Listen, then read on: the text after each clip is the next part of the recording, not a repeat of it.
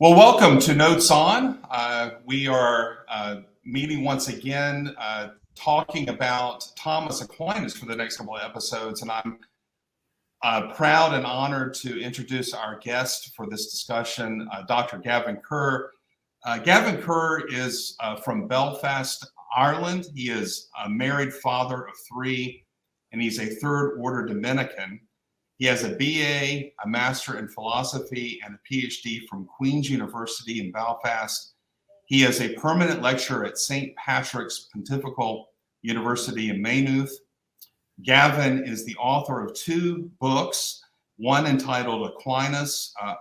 There are two books on Aquinas, rather, and one is entitled Aquinas' Way to God, The Proof in the De Ente et Essentia.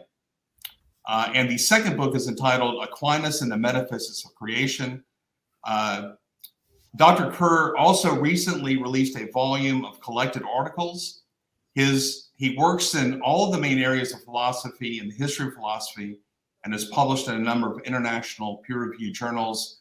And outside of the academy, and this is one of the most interesting things about him, besides the fact that he's a father of beautiful children, he is a martial artist and an MMA fighter. And this Sunday, he will be stepping into the cage at Clan Wars for his second public MMA event. So if Gaven doesn't beat you up philosophically, he will beat you up physically. So Gaven, thank you so much for joining us. And I'm so excited to have this discussion with you. That's great. Thanks for inviting me on, Travis. I'm always happy to do this, so it's a pleasure to be here. Well, we've never really had a discussion on this show about Thomas Aquinas and who he was. And I thought in this first discussion, we could just talk about him as a person. Who was he, and what did he do that's so important? And the question I have, Gaven, is why, out of all of the scholars that have lived in 2,000 years of the faith, why did you pick Aquinas to study? Well, actually, I mean, if I could maybe answer Ross's question first, sure. If that would be good, and then we could get into Aquinas the man. The interesting thing, Ross, is that I didn't actually pick Aquinas as the main scholar to study, because I don't just specialize on Aquinas. I specialize on Immanuel Kant. And also Plato and Aristotle as well. I count those as my big four philosophers. Plato and Aristotle is pre-Christian, and Aquinas and Kant as within the Christian era. And I see these figures as the four major figures in the history of philosophy worth returning to and always worth going back to. And one of the reasons why I think that they're always worth going back to, and this would be the same for any individual one of them, is that they all produced systems of thought which I think depicts something which is true about reality. And every time you go back to reading them again and again, you find something new and interesting there that you didn't see before. And I always think that when it comes to a philosopher, that's always a plus. That's when you go back to reading them after 20 years, you're still getting something new out of them. Today, I was sitting reading my copy of the Critique of Pure Reason by Kant. This is 20 years old, this actual edition.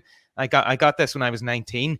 And again, I was just reading it and taking notes in it, and the notes that are already there. And again, I'm, finding new stuff in it, which is, when you keep finding new stuff in a philosopher, it means you haven't exhausted their thought. And so you keep returning to them. And the more you return to them, the more you start specializing in them. And so that was true for Kant. And that was true for Aquinas for me, as it's true, I think, of Plato and Aristotle as well. So that's why, Aquinas really drew me in. And he, along with Kant, he was one of the first philosophers that made a lot of sense to me. But it wasn't an obvious sense. It was a kind of, I had to work to kind of penetrate to see what he was saying. And once I sort of had that aha or eureka moment and he started making sense, I thought, well, there's something in this I'd like to explore further. And so that's what drew me to Aquinas, as well as to those other philosophers. Does that answer your question, Ross? Yes, thank you. I've always said that the hardest book I've ever read is Immanuel Kant's Critique of Pure Reason. The second hardest book I've ever read is David Lee Roth's Crazy from the Heat. I can't understand a word that guy is saying in that second book. So. Right. I would have to agree with you there on the critique of pure reason. I was 19 when I first read it. I'm 39 now, and it was one of the most difficult, challenging works in philosophy. And then a few years later, I read Martin Heidegger, and so Kant was no longer one of the hardest books that read. Heidegger had taken that place. Right. Very good. So, any other questions, or should we bounce into Aquinas, the man? Let's go ahead and jump into Aquinas, the man, who he was, what he did. Yeah. So Thomas Aquinas, he was born. He was born in 1224 in a place called Roccasecca, which is in southern Italy, and it's just between Rome and Naples. And he was born into the family of the Count of Aquino, so that's where he gets the surname Aquinas. And so his name was Thomas, and he was born into the family of Aquino. At a very young age, he was sent to it's a famous Benedictine abbey in Monte Cassino. Those who are familiar with World War II history will know that the Nazis bombed the Benedictine abbey at Monte Cassino. Well, St. Thomas at a very young age there was sent there for his education. So around about the age of 5, he would have been sent to the Benedictines here. And at this time, he would have sort of learned Latin. He would have got an understanding of the Bible and would have been introduced to Gregory the Great and St. Augustine. But also his kind of, spirituality, a monastic spirituality was developed whereby he would have become familiar with the Psalter, okay, the Psalms and the Liturgy of the Hours, which are prayed, every day, every week, every year, so that, the young monks, they can become familiar with the Psalms, and, they're able just to rhyme it off. It's a kind of a prayer that I do as well, the Liturgy of the Hours. As a third order Dominican, I would do the Liturgy of the Hours every day. So, when hearing the Psalms, it's almost like second nature to you now after doing it for about 12 years. And this is what Thomas would have done at this Benedictine Abbey. But what happened is that at the time, when Thomas was still quite young, when he was about 15 years old, there was a war between Pope Gregory IX and Frederick II. So Frederick II and Gregory IX, they kind of just fell out with each other. And so Frederick II, he basically closed down the Benedictine Abbey at Monte Cassino. So Thomas was sent to Naples. This was around 1239. He was sent to Naples to begin his university education. And just to clarify, Frederick II is the Holy Roman Emperor. Yep. And Gregory is the Pope. So. Yeah. And so they had a bit of a falling out, and so the Holy Roman Emperor, shut down Monte Cassino. So Thomas then, at about the age of 15, he's sent to the University of Naples. And this is, universities are sort of a new thing in Europe at the time. And the whole idea behind a university is that you can come from anywhere in the known world, okay, and we still have that today, that students get special student visas to go to university. You can come from anywhere, and you can go to this place, and you can learn for the sake of learning. Learning is not a catalyst in order to get you somewhere in life. Learning is there to liberate your mind so that you can deal with all the challenges of life. This idea of a liberal arts education, it frees the mind up so that you can face life, as a mature human being. And so that was the idea behind these universities. And Thomas was sent at about the age of 15 to the University of Naples. And it was here, and this is a really important occasion for him, it was here that he was exposed to the philosophy of Aristotle, the astronomy of the Arabic thinkers, Greek philosophy and medicine, and also the Dominican order, the order of preachers. It was here where he met the order of preachers. Do you need me to explain the order of preachers for your Please listeners? do. The listeners are probably mostly Protestant, and they're not familiar with the various orders of monks. So yeah. So I've mentioned the Benedictine monks, and the Benedictine monks, what they do is they follow what's called a monastic lifestyle, and that's your typical monk. They'll go into the abbey, and you go to the abbey to sort of seek perfection. You enter a form of life by which you can grow and grow and grow in holiness, so that by the time you get to the end of your life, you're ready to spend eternity with God. And so you follow a way of life, a rule, the rule of St. Benedict, and that's what makes you a monk. Now, around about the 12th century in the church, there were certain things happening in the church, and there were two revolutionaries in the church that kind of sort of tried to, help fix things. Saint Dominic from Caleruega in Spain, he was going down through France, and he noticed there was a kind of, funny sort of attitude, which is a very ancient one in the church. And this was occurring through France. And the attitude was that the body is evil.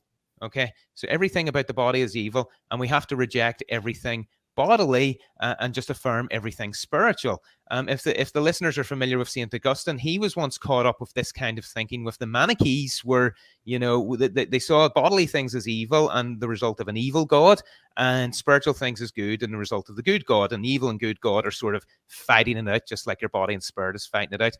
Well, the Albigensians in France at the time that Dominic encountered espoused something similar. And the thing about them, and this is usually the thing, is that they were winning a lot of converts because not only were they very good at preaching, what they believed, but they were true to their convictions. They lived up to their convictions. Whereas, the various preachers that the Catholic Church sent to preach to these people at the time didn't live up to their convictions. They didn't follow up their preaching with a holy life. And so what Dominic realized is that we need, first of all, preachers who are able to preach the gospel and are educated well. Okay, so they're well educated and able to do that work of preaching, but also live a life of good holiness. So live a life of proper holiness. And so they're not living a double life. So they lead both by word and example. And so eventually he forms an order called the Order of Preachers. And people enter this order so that they can preach the gospel. And there's 3 strands to the order. The first strand to the order is the contemplative nuns. Okay, so what happened is Dominic started preaching to these Albigensians, and he managed to reconvert the wives of a lot of these people, but the husbands didn't convert. So what's he going to do with all these women? So he and his friars are going to go out preaching. So what's he going to do with all these women? He locked them up. He basically put them in a priory, and he says, listen, me and my friars, we're going to go out preaching. We need you to pray for us.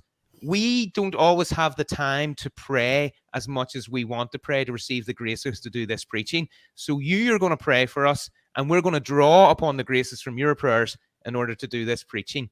So you have the nuns, and they're contemplatives. They remain in the priory, and they pray for every member of the order.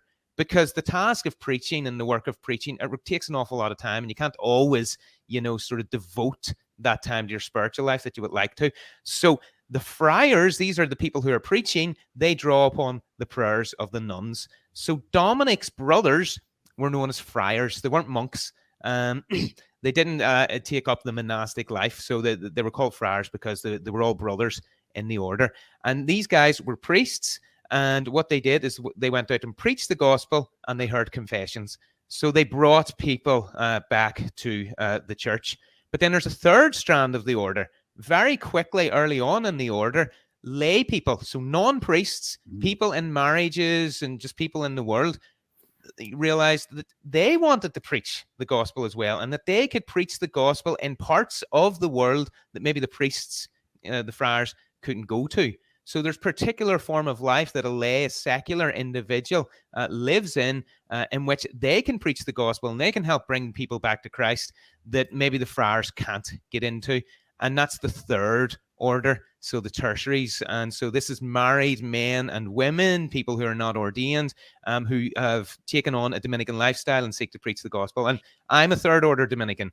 And another very famous third order Dominican is St. Catherine of Siena. 14th century Catholic mystic. She was a third order Dominican as well. So that's the Dominican order. And at Naples, Thomas met the Dominicans. Okay, so he met the Dominicans here at Naples. And in particular, he met a Dominican by the name of Peter of Ireland. So a guy called Peter from Ireland. And he introduced him to the Dominicans and also to the philosophy of Aristotle. So it was an Irishman introduced Thomas to 2 of the most fundamental sort of influences on his life, the Dominican order and the study of Aristotle. Now, when Thomas discovered the Dominicans, he thought, well, this is for me. This is what I want to do. But his family were horrified at this. The Dominicans, they were a begging order. Okay, so they didn't have land that was gifted to them that they farmed and, raised money through farming the way a lot of the old monasteries and the monks did. So this is how the monks made their money. They would work the land and they would farm and they would pray. And, this generated a lot of wealth. The Dominicans just begged for anything they needed. So they were mendicants. So they would be sent out to beg for their food. So here is Thomas from a noble family who was sent with the Benedictines, very noble, very, well-established order. And hopefully he was going to become a Benedictine, an abbot, quite well established, deciding to leave that to hook up with these Dominicans. The way it was described to me is if you can imagine some English gentry or nobility who goes to Eton and to Oxford, deciding to give up a life of politics and work in inner city London, with the long-haired hippies, doing street work. It would have been that sort of thing. So what did his family do? What did his mother do? His mother's name was Theodora. She had him kidnapped. He was on his way. He was on his way to meet with the Dominicans. So she had him kidnapped. So she sent his brothers to kidnap him and arrest him, just bring him back home. So what they did is on the way back home to Roccasecca, they brought him to a place called Monte San Giovanni. And this was around 1244, 1245. And what they wanted to do, in order to dissuade Thomas from his Dominican vocation, they tried to embarrass him. They tried to shame him. So they got a very well-paid prostitute, and they brought her up into the room and just left her with Thomas to try and tempt him. And so Thomas, as the story goes, and this is attested in all the early manuscripts, Thomas just lifted his eyes to heaven, prayed, took a stick of fire from the fireplace, chased the prostitute out of the room, locked the door from the inside, and carved a cross onto the door. So this was Thomas's resolve. And he's young. I mean, he's 44, so he's right at 20. 19, 20 years of age. So that's a young... that's impressive. I mean, I'm impressed with you that you're reading Kant at the age of 19. I'm impressed with Thomas at such a young age being so pious and so dedicated to his order. Yeah. I mean, he's obviously somebody who he's just fallen in love with God, and God is the center of his entire life, and he wants to do nothing but give his life over to God. This is a particular Dominican spirituality, that you empty your life and give everything to God. So the degree to which you empty yourself is the degree to which you'll be filled by God's presence.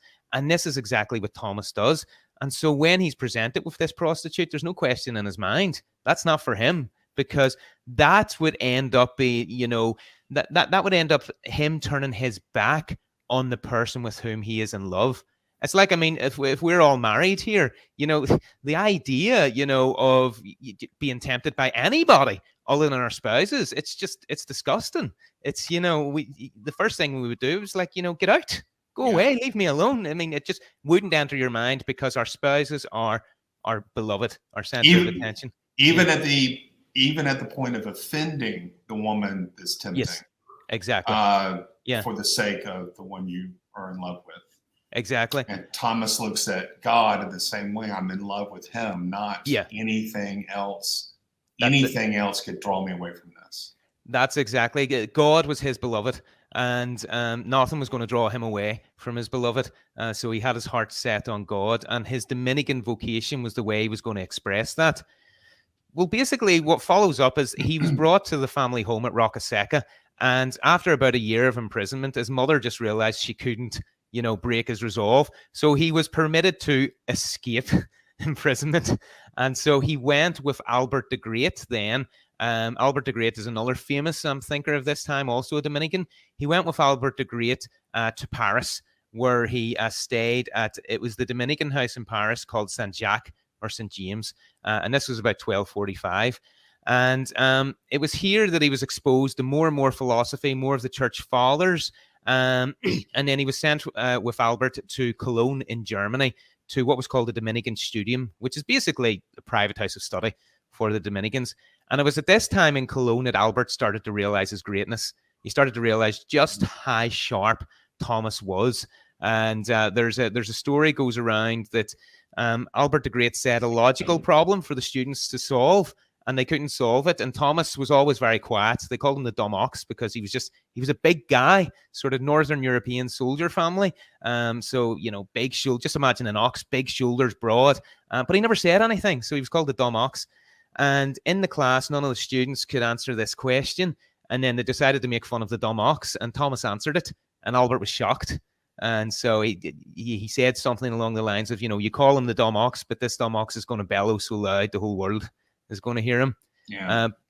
But it was around this time that Albert just, he really recognized Thomas's, sort of brilliance and, just real potential. So Thomas goes back to the University of Paris around 1252 to basically become a master, a professor of theology. And in order to do that, he has to write a commentary on a book by Peter Lombard called The Sentences. And sentences just comes from Latin sententia. It means thoughts. And it's a collection of thoughts from the church fathers on the Trinity, the incarnation, sacraments, salvation. And anybody who wanted to become a master of theology, they had to write a commentary on this book of sentences by Peter Lombard. Basically, by writing a commentary on that, you mastered the thought of all the church fathers on these important doctrinal issues that was in that. So it enabled you to teach theology at the University of Paris. He completes this commentary in about 1256, and during this time, he wrote two little philosophical treatises. One is called On the Principles of Nature, and then the other is called De Ante et Essentia, one that I, sort of know a little bit about. I wrote a book on one of the chapters in that. But round about that time, he writes these two little treatises, probably because his fellow students at St. Jacques, who are, at a sort of earlier level, are studying philosophy, and they're having a hard time with it. So he becomes a master of theology at Paris, and he starts teaching at Paris. And so he teaches at Paris right up until around 1259. And during this time, he writes a number of works, really defending these new religious orders, the Dominicans and the Franciscans, because the traditional orders are saying, look, you guys don't do any work. Religious orders are meant to pray and they're meant to work the land. You guys aren't doing any work. You guys are just in a library studying and, writing books and stuff. That's not work. We've all heard that before as academics. You're not doing real work. Right. So Thomas writes, a few, sort of tracts defending them. But he also writes a commentary on the De Trinitate of Boethius this time. And he began writing what was called the Summa contra Gentiles.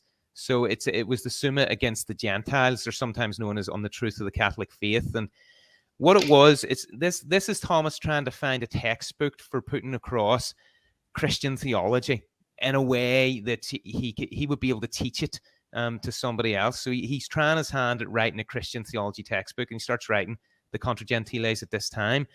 But in 1259, the Dominicans moved Thomas to a place called Orvieto. What the Dominicans like to do, they like to rotate their professors of theology so that somebody doesn't just get stuck there, for too long, and then it just becomes, oh, well, that's Thomas's position, nobody else can take that position. Sometimes that's a bad thing when somebody gets stuck, in a place.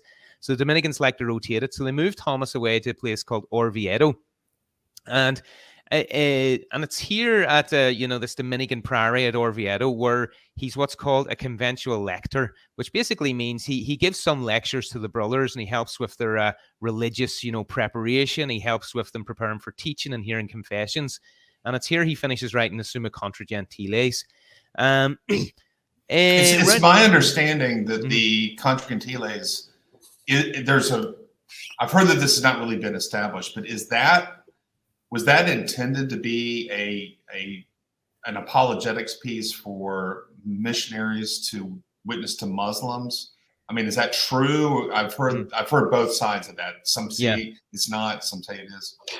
Yeah, Jean-Pierre Torel, he is the most recent biographer of Aquinas, and he thinks there's some truth to that. Yeah. That the actual Contra Gentiles itself may not be directly intended for missionary preaching to Muslims, but the need for something for missionaries to use in argumentation with Muslims might have motivated Thomas to write the Contra Gentiles. And when you read it, you see he lays out the arguments, all straight up philosophical arguments, and it's all philosophy right up until book 4, where you get into the theology. So you can imagine these Dominicans in southern Spain dealing with Muslims, and they've got here a whole plethora of argumentation using Muslim philosophers, Aristotelian philosophers that the Muslims respected as authorities, using them and drawing from them and showing how we can get two positions which are actually Christian, which lead to Christianity. So you could see this as being a useful handbook. for Dominicans. So Jean-Pierre Terrell does think there is something to that. Do we have stats on how effective this was, or is it? I mean, do we have any information or data on a certain number of people that were persuaded or anything like that? Not to my knowledge. Okay. Not in the 13th century Spain. Yeah. It's hard to gauge a lot of these things. Yeah. We are running a little short on time, and we can pick up some of this biographical material in the next hour. But why do you think, at least as we close out here, why do you think he's relevant? I mean, I'll give you just one common objection. You've mentioned the fact that Thomas is very influenced by Aristotle. I think anybody who's just starting to learn anything about Thomas, that's kind of his main philosopher that he draws from. But hasn't Newton, haven't other modern scientists shown that this is irrelevant? For example, he has this argument from motion to God's existence where he says whatever is moved by another. But Newton says that motion is just a given. It doesn't really need a mover in so many ways to explain it. So why not just rule out Thomas and work with modern science? Why keep going back to this guy that died so long ago? Yeah. So two things to say to that. So first, to address the motion issue, and then the more general point as to where I think Thomas is relevant here. With regard to the motion issue, whatever is moved by another. It would seem that the Galilean and Newtonian idea of inertia kind of, punctures that, because inertia proposes that everything is just in motion. Motion is a given, and then just the motion is affected by something acting on the thing. And the really funny thing about inertia is that Newton needs it for his physical system to work. There's no proof that inertia is the case. And for Galileo, Galileo just he sets up this imaginary idea of cannonballs, rolling up and down hills. And why do they slow down? And he suggests it's because it's friction. So if we have a frictionless plane, they'll never slow down. And so everything then is subject to inertia. If we have a frictionless, boundary condition, everything will be subject to inertia. But because we have friction, inertia is always affected. Now, the very nature of inertia is such that it can never be verified. So it's, in a sense, it's a postulate for the success of the Newtonian physical system. Newton needs it for the system to work, and that's the only reason why Newton affirms inertia in the Principia.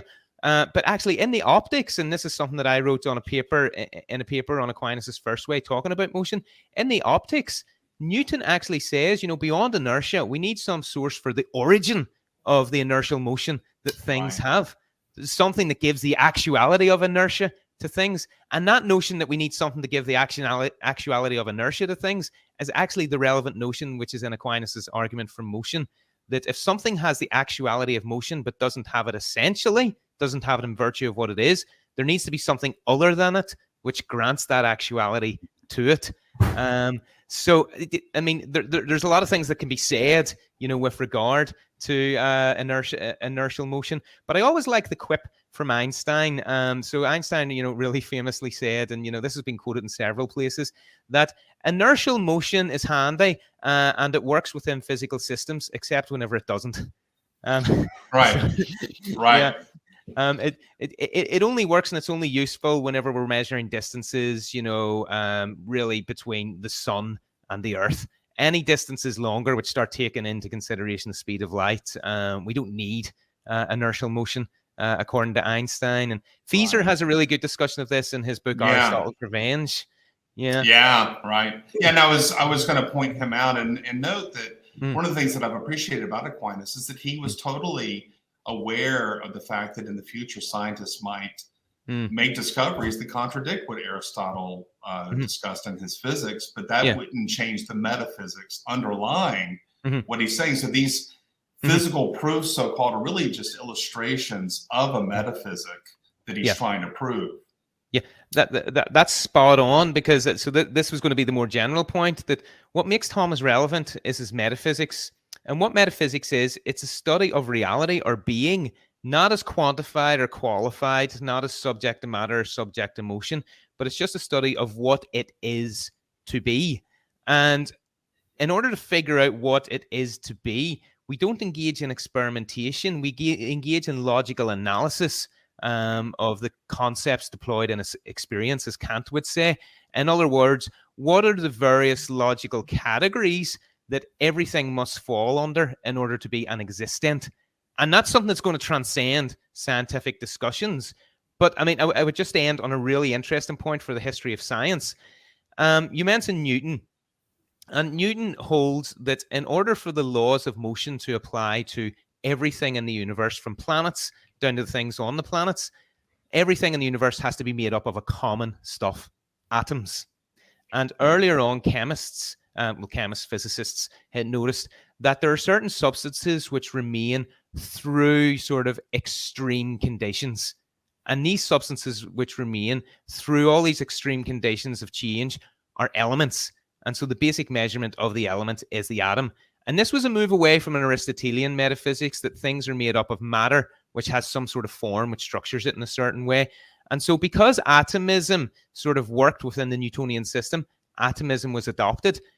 But later, it was discovered, Werner Heisenberg writes about this in Physics and Philosophy, that if we expose certain atoms of elements to extreme conditions, they spontaneously transform into atoms of different elements with a different structure. And what that suggests is that underlying the atom is some kind of matter which stands in potency to a new structure, a new form, and so can be transformed. And so the atoms of the elements themselves can be changed. And that's an Aristotelian view. And Heisenberg says this in Physics and Philosophy. This suggests that Aristotle was actually right about the nature of matter all along. And this is because for Aristotle, when we do metaphysics, that's going to have a trickle-down effect. If the metaphysics is right, that'll have a trickle-down effect, and it'll allow us to interpret the physical theory. And so because I think Thomas is doing that kind of activity, I think he can still be relevant today, because once you do metaphysics, you go beyond, the sort of the tides, the comings and goings of what science can tell us, because you're doing something other than that natural science. Right. Well, very good.